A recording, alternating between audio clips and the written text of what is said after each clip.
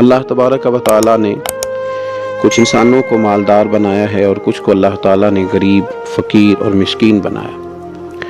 اللہ تعالیٰ کی یہ تقسیم اس کی حکمت پر مبنی ہے۔ اب مالک کریم نے یہ فیصلہ فرمایا کہ وہ جن کو اللہ نے اپنے فضل سے مالدار کیا ہے وہ اپنے غریب، مسکین اور کمزور مسلمان بھائیوں کا خیال رکھیں۔ اور اسلام کا حسن دیکھیے، اسلام کا کمال دیکھیے کہ رب تعالیٰ فرماتا ہے تم خرچ کرو گے مسکین پر، غریب پر، اور وہ قرض دو گے تم اپنے رب تعالیٰ کو، خرچ اس پر کرو گے اور قرض اپنے رب تعالیٰ کو دو گے۔ ارشاد فرمایا من ذا الذی، کون ہے وہ جو اپنے رب کو اچھا قرض دے، جو اپنے رب کو اچھا قرض دے، قرض حسنہ دے، فیضاعفہ لہ، اور پھر اللہ تبارک و تعالیٰ اسے دونا کر کے واپس کرے گا۔ اللہ اس کے لیے وہ قرض جب واپس کرے گا تو رب دونا دے گا، ڈبل عطا فرمائے گا، اور وَلَهُ أَجْرٌ کریم، اور ان کے لیے جو ثواب ہے وہ عزت والا ہے۔ صدر الفاضل سید نعیم الدین صاحب مراد آبادی رحمۃ اللہ علیہ فرماتے ہیں کہ یہ دیکھو کریم کا کرم کہ خود اپنے بندے کو مال عطا فرما رہا ہے، پھر خود ہی فرما رہا ہے کہ تم مجھے قرض دے، اور یہ عین انسان کے مزاج اور فطرت کے مطابق بات کی کہ تم مجھے قرض دو۔ جب کوئی انسان کسی کو ویسے کوئی چیز دیتا ہے اس کا خیال ہوتا ہے شاید واپس ملے نہ ملے، لیکن جب قرض دیتا ہے اس کا خیال یہ ہوتا ہے کہ یہ ضرور مجھے واپس ملے گی۔ تو فرمایا چونکہ تمہارے مزاج ہیں، تمہاری طبیعت ہے، تمہاری فطرت ہے، تم سمجھتے ہو کہ قرض ہمیں ضرور واپس ملے گا، لہذا تمہارا رب تمہیں کہہ رہا ہے کہ تم مجھے قرض حسنہ دے دو، اپنے غریب بھائیوں پر، مسکینوں پر، کمزوروں پر خرچ کرو اور اپنے رب کو قرض حسنہ دے دو، رب تمہیں ڈبل کر کے واپس عطا کرے گا، اور جو اجر دے گا وہ عزت والا دے گا، جو تمہیں ثواب عطا فرمائے گا وہ اکرام والا اللہ تمہیں ثواب عطا کرے گا۔ نبی پاک صلی اللہ تعالی علیہ وسلم نے انفاق کی تعریف کی، اللہ کے راستے میں خرچ کرنے کی۔ جب تک امراء مالدار لوگ خرچ نہیں کریں گے غرباء پر، مساکین پر، طلباء پر، فلاحی کاموں میں، دینی کاموں میں جب تک وہ خرچ نہیں کریں گے تب تک معاملہ آگے نہیں بڑھے گا، تب تک وہ سارے منصوبہ جات جس سے کہ غریب کا بھلا ہونا تھا، جس سے دین کو مضبوط ہونا تھا، جس سے دین کی اشاعت ہونی تھی، وہ سارے منصوبے آگے نہیں بڑھیں گے۔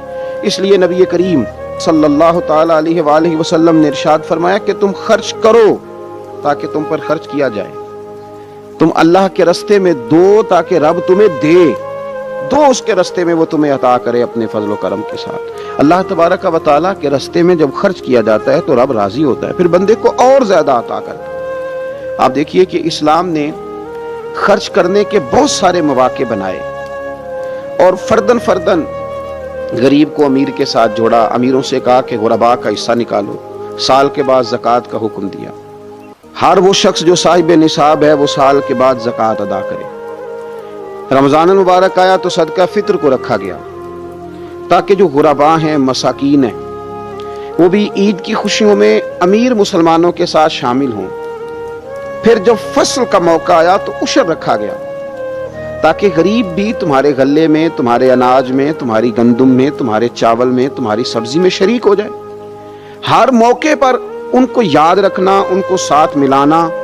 قربانی رکھ دی گئی، اور قربانی بھی جب رکھی گئی تو امیر پر رکھی گئی۔ اس کا فلسفہ بھی یہی ہے کہ امیر قربانی کریں گے اور غریبوں تک اس کا گوشت پہنچائیں گے۔ میرے رسول کریم صلی اللہ تعالی علیہ وآلہ وسلم نے یہ خوبصورتی کے ساتھ ایک کو دوسرے کے ساتھ جوڑا۔ اب ہوتا کیا ہے؟ ہوتا یہ کہ انسان کو مال سے پیار ہوتا ہے، فطرتاً کمائے ہوئے مال سے محبت ہوتی ہے۔ انسان بسا اوقات یہ سمجھتا ہے کہ بڑی مشکل سے تنکا تنکا کر کے، محنت کر کے، جدوجہد کر کے میں نے یہ مال جمع کیا ہے تو اب میں دے دوں۔ ایک لمبا عرصہ تک میں نے پردیس کاٹا، مشکلات برداشت کی، اور میں نے کئی راتوں کے رت جگہ اس کام کے نام کی، اور آج اگر مالی طور پر میں مضبوط ہوا ہوں تو کیا میں یہ مال دے دوں؟ تو دیکھیے اسلام ایک روحانی مذہب ہے، اس کی تعلیمات آفاقی ہیں۔ یہ ہمیں بتلاتا ہے کہ صرف فیصلہ وہ نہ کرو جو تمہاری آنکھوں سے نظر آ رہا ہے، کچھ چیزیں ایسی ہیں جو رب تمہیں اپنے فضل سے دے رہا ہے اور تمہاری ظاہری آنکھیں انہیں دیکھ نہیں رہی۔ نبی پاک صلی اللہ تعالی علیہ وسلم نے ارشاد فرمایا، یہ حدیث مبارکہ صحیح مسلم میں موجود ہے، حضرت ابو ہریرہ رضی اللہ تعالیٰ عنہ فرماتے ہیں، دیکھیے حضور صلی اللہ تعالیٰ علیہ وسلم نہ بات کر کے مختصر جملوں میں کیسے آگے بڑھتے ہیں۔ کریم ابو فرمانے لگے، یاد رکھنا صدقہ دینے سے مال کم نہیں ہوتا۔ اللہ اکبر۔ آپ کو تو میسج آ گیا بینک سے کتنے پیسے کم ہو گئے، آپ نے تو جو گن کے دراز میں رکھے تھے اس میں سے لاکھ میں سے آپ نے تو 5,000 دے دیا، تو آپ کو تو پتہ ہے وہ 95 رہ گیا ہے۔ لیکن یہ صحیح مسلم کے لفظ ہیں، حضور فرماتے ہیں صدقہ دینے سے مال کم نہیں ہوتا۔ کائنات کے سب سے سچے، کھرے، صادق اور امین محبوب علیہ الصلوۃ والسلام نے فرمایا کہ صدقہ دینے سے مال کم نہیں ہوتا۔ حکیم الامت مفتی احمد یار خان صاحب نعیمی رحمۃ اللہ تعالی علیہ ارشاد فرماتے ہیں کہ کسان جب اس نے بیج کی بوریاں بھر کے رکھی ہوئی ہوتی ہیں، تو جب وہ جا کر کے بیج ڈالتا ہے نا کھیت کے اندر، تو بظاہر تو وہ بوریاں خالی کر کے آتا ہے، لیکن پتہ تب چلتا ہے کہ جب ایک ایک بیج پر پھر کئی کئی گنا دانا لگتا ہے۔ آیا تو وہ خالی کر کے تھا، لیکن اگر تھوڑا سا وہ گہرائی کے ساتھ دیکھے تو اس نے تو کمال کر دیا، اب تو اس پر بے شمار دانے لگ گئے۔ تو حضور علیہ الصلوۃ والسلام نے فرمایا صدقہ دینے سے مال کم نہیں ہوتا، اور فرمایا معاف کرنے کی وجہ سے اللہ بندے کی عزت میں اضافہ کر دیتا ہے، اور فرمایا جو اللہ کی رضا کی خاطر جھک جائے اللہ اسے عزت عطا کر دیتا ہے۔ صدقہ دینے سے مال کم نہیں ہوتا۔ تو اپنی طبیعت کے اندر اگر شوق پیدا کر لیا جائے راہ خدا میں خرچ کرنے کا، ذوق بنا لیا جائے، ہمارا یہ ذہن بن جاتا ہے کہ یہ بھی میرے پیسے، یہ بھی میرے پیسے، وہ کونے میں میری جائیداد، یہ میرا مکان، وہ میرا بینک بیلنس، یہ میرے جانور، یہ میرا مال تجارت، یہ میرے کھیت کھلیان۔ میرے محبوب نے فرمایا تیرے 3 ہی مال ہیں، ایک تو نے کھا لیا ہے، ایک تو نے پہن لیا، ایک تو نے راہ خدا میں خرچ کر لیا، باقی تو وارثوں کا ہے۔ وارثوں کے مال کے بارے میں اس قدر زیادہ توجہ رکھنا، اس قدر زیادہ ذہن بنا کے رکھنا، تو اللہ تبارک و تعالیٰ کی راہ میں خرچ کرنے کا جو شوق ہے، حضور صلی اللہ علیہ وسلم نہ اس کی نصیحت کرتے۔ نبی پاک صلی اللہ تعالی علیہ وسلم کے سامنے نا حضرت اسماء بنت ابی بکر صدیق خرچ کر رہی تھی، اللہ کے راستے میں دے رہی تھی، تو سرور کائنات صلی اللہ تعالی علیہ وسلم نے فرمایا اسماء خرچ کرو پر گنا نہ کرو، گن گن کے اللہ کے راستے میں خرچ نہ کرو ورنہ رب بھی تمہیں گن گن کے دے گا۔ فرمایا تم اس کے راستے میں اس کی راہ سے کچھ بچا کے نہ رکھو تو رب تعالیٰ بھی جب تمہیں دے گا نا تو پھر بے حساب ہی عطا فرمائے گا۔ گن گن کے یوں احتیاط کر کے دیکھ کے پریشان ہو کے راہ خدا میں خرچ نہ کیا جائے، بلکہ اللہ تبارک و تعالیٰ کے راستے میں دیا جائے اور مالک کے حضور اس کی رضا کے لیے خرچ کیا جائے اللہ تعالیٰ کے بندوں پر۔ حضور صلی اللہ تعالیٰ علیہ وآلہ وسلم کی جو عادات جن کی وجہ سے کائنات میں میرے محبوب پاک علیہ الصلوۃ والسلام کے روز ڈنکے بجتے ہیں، حضور کی نعتیں پڑھی جاتی ہیں، ان میں حضور علیہ السلام کی ان خوبصورت عادات میں سے ایک عادت ہے حضور کا سخی ہونا، کریم ہونا۔ لب واں ہیں، آنکھیں بند ہیں، پھیلی ہیں جھولیاں، کتنے مزے کی بھیک تیرے پاک در کی ہے۔ نبی پاک صلی اللہ تعالیٰ علیہ وآلہ وسلم ارشاد فرماتے ہیں، حضور کا شوق دیکھیے خیرات کرنے کے تعلق سے۔ ہمارے ہاں یہ ہوتا ہے کہ بعض اوقات جیسے جیسے پیسہ بڑھتا جاتا ہے ویسے ویسے لوگوں کے اندر بخل آتا ہے، کنجوسی آتی ہے۔ بعض لوگ اللہ ماشاءاللہ وہ خیرات کرنے کی طرف اس طرح توجہ نہیں کرتے جس طرح کہ ان کا منصب انہیں حکم دیتا ہے یا ان کا منصب انہیں اس طرف قائل کرتا ہے۔ رسول کائنات صلی اللہ تعالیٰ علیہ وآلہ وسلم ارشاد فرماتے ہیں، بخاری مسلم میں موجود ہے، فرمایا اگر میرے پاس احد پہاڑ کے برابر سونا ہو، کلومیٹروں پہ پھیلا ہوا احد پہاڑ، اس کی چوڑائی ہے، اس کی لمبائی ہے، اس کی اونچائی ہے، یعنی پہاڑ کی بات ہو رہی، جن لوگوں نے زیارت کی ہے وہ جانتے ہیں کہ اتنا بڑا پہاڑ۔ حضور فرماتے ہیں میرے غلاموں سنو، اگر میرے پاس احد پہاڑ کے برابر بھی سونا ہو تو فرمایا میرا دل چاہتا ہے کہ 3 راتیں گزرنے سے پہلے پہلے سارا اللہ کے راستے میں خرچ کر دوں، سوائے اس کے کہ جو میں نے قرض دینا ہو، قرض کے لیے بچاؤں گا، باقی میں سب اللہ تبارک و تعالیٰ کے راستے میں خرچ کر دوں گا، 3 راتوں سے زیادہ نہیں گزریں گی، خرچ کر دوں۔ یہ شوق ہے نبی پاک صلی اللہ علیہ وسلم کا سخاوت کے ساتھ، حضور پسند کرتے سخاوت کرنا۔ نبی پاک صلی اللہ تعالیٰ علیہ وآلہ وسلم نے اپنے دست مبارک سے ہمیشہ لوگوں کو عطا کیا۔ حضور صلی اللہ تعالیٰ علیہ وسلم خرچ کرنے کی ترغیب دیتے، لوگوں کو رغبت دلاتے۔ ہمارے ہاں پہلی تو بات یہ ہے کہ خرچ کرنے کا ماحول نہیں بنتا، اور اگر بعض لوگ خرچ کرتے ہیں تو بے دلی کے ساتھ خرچ کرتے ہیں۔ اللہ تبارک و تعالیٰ کے راستے میں جب آپ کو دینا ہے، جب آپ کو مالک کے راستے میں دینا ہے تو پھر آپ کو بندہ تھوڑی دیکھنا ہے، پھر تو اللہ کی رضا دیکھنی ہے۔ تو خرچ تو کرتے ہیں لیکن وہ خوش دلی، وہ ذوق، وہ شوق، وہ خوبصورتی ان کی طبیعت میں نہیں ہوتی جو ہونی چاہیے۔ اللہ کے راستے میں خرچ کریں تو اللہ کی رضا کو پیش نظر رکھ کے خرچ کریں، پھر خرچ کیا جاتا ہے۔ صدقہ دیا جاتا ہے، لیکن کب بندہ بیمار ہو گیا، اور جب تندرست تھا، لاکھوں روپے پڑے تھے، صدقہ کرنے کا خیال نہیں آیا۔ ہزاروں موجود تھے، اس کے دل کی توجہ اس جانب نہیں ہوئی۔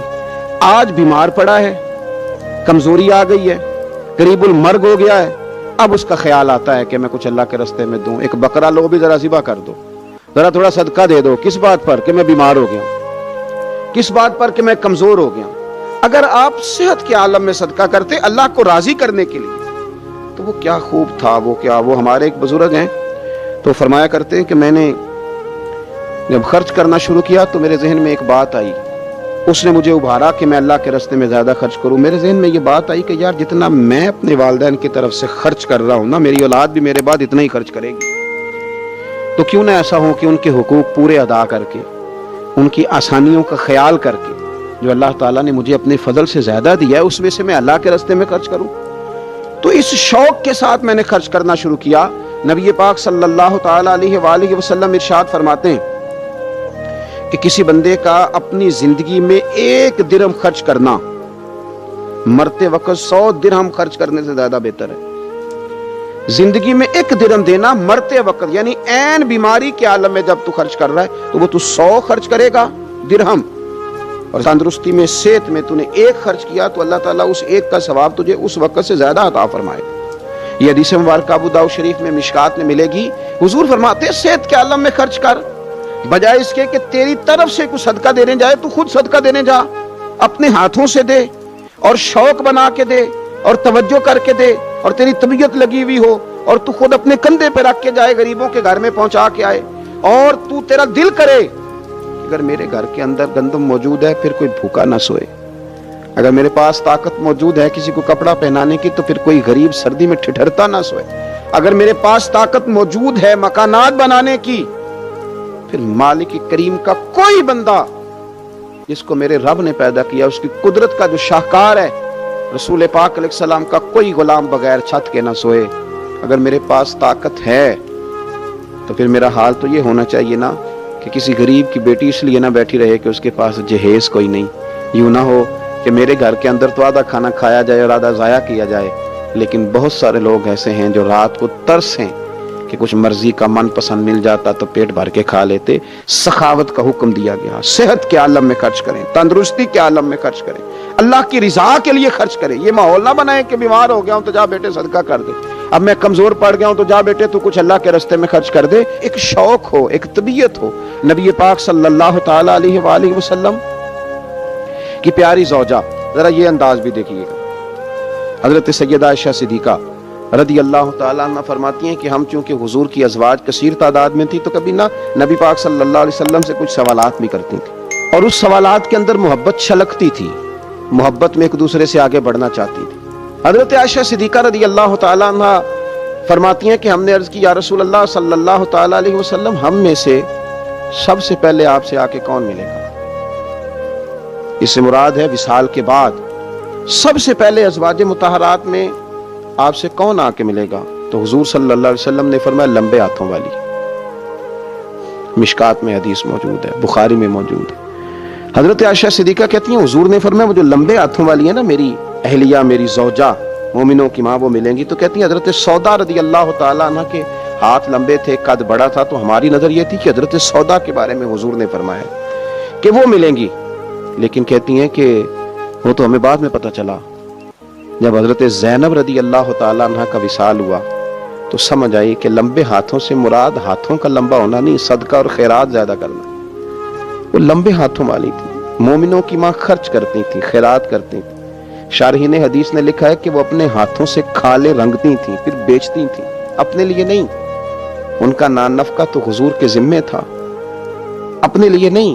ان کو تو صحابہ کرام علیہم رضوان وہ ساری ذمہ داریاں حضور کے بعد بھی ادا کر رہے تھے جو حضور سید عالم صلی اللہ تعالی علیہ وسلم کے حقوق رب تعالیٰ نے رکھے، لیکن وہ اپنے دست مبارک سے محنت کرتی، کھالیں رنگتی اور اپنی اولاد پر، مسلمانوں پر خرچ کرتی، ان کا شوق تھا۔ تو کریم محبوب علیہ السلام نے فرمایا یہ مجھ سے سب سے پہلے آ کے ملیں گی۔ حضور کے بعد ان کا وصال سب سے پہلے ہوا حضرت زینب رضی اللہ تعالیٰ عنہ کا۔ او بھائی، اس میں بھی ایک لطیف اشارہ، اس میں بھی ایک خوبصورت اشارہ کہ حضور کا قرب پانے کے لیے سخی ہونا بھی ضروری ہے۔ رسول پاک علیہ السلام کی بارگاہ ناز کے قریب ہونے کے لیے سخاوت کا مزاج ہونا بھی ضروری ہے۔ انسان کے دل کا، اس کی طبیعت کا، اس کے مزاج کا سخی ہونا ضروری ہے، اس لیے کہ اس نے رسول پاک صلی اللہ تعالیٰ علیہ وآلہ وسلم کے قریب جانا ہے۔ اعلیٰ حضرت بریلوی رحمۃ اللہ تعالیٰ نے لکھا ہے، فرماتے ہیں اللہ کے محبوب علیہ الصلوۃ والسلام اچانک مسجد میں تشریف لائے اور نماز کا وقت ہو گیا، اقامت کہہ دی گئی۔ سرور کائنات صلی اللہ تعالیٰ علیہ وسلم نے اقامت کہی جا چکی تھی، پر حضور باوجود اس کے گھر چلے گئے، تھوڑی دیر کے بعد واپس آئے۔ اب ظاہر ہے صحابہ کے دلوں میں سوال تھا کہ اقامت ہو چکی تھی، حضور کہاں تشریف لے گئے؟ تو حضور نے فرمایا میں مسجد آیا تو میرے دل میں خیال آیا کہ گھر میں تو چند دینار پڑے ہوئے ہیں، تو میں نماز پڑھانے سے پہلے گیا ہوں، نے اللہ کے راستے میں خیرات کیا، پھر تمہیں آ کے نماز پڑھائی۔ یار اپنا شوق بنائیں۔ آپ یقین کریں کہ بہت سارے لوگ ہیں جو بہت سارے لوگوں کا خیال رکھ سکتے ہیں، لیکن ہماری نظر اپنے سے اٹھتی نہیں، ہم اپنے آپ سے سوچنا شروع کرتے ہیں، اپنے اوپر ختم کر لیتے ہیں۔ اگر بہت زیادہ بڑھ کے سوچیں گے تو اپنی اولاد کا سوچیں گے۔ ذہن بنائیں سخاوت کا، اور رمضان شریف میں خاص کر کے توجہ کریں۔ آپ مساجد کا خیال کریں، مدارس کا خیال کریں، اور خوب خیال کریں، اور غرباء کا خیال کریں، مساکین کا خیال کریں، کمزور لوگوں کا خیال کریں۔ دیکھیں رب فرماتا ہے خرچ تم نے غریب پہ کرنا ہے، پر قرض تم نے اپنے رب کو دینا ہے۔ اللہ تعالیٰ سمجھنے کی توفیق عطا فرمائے۔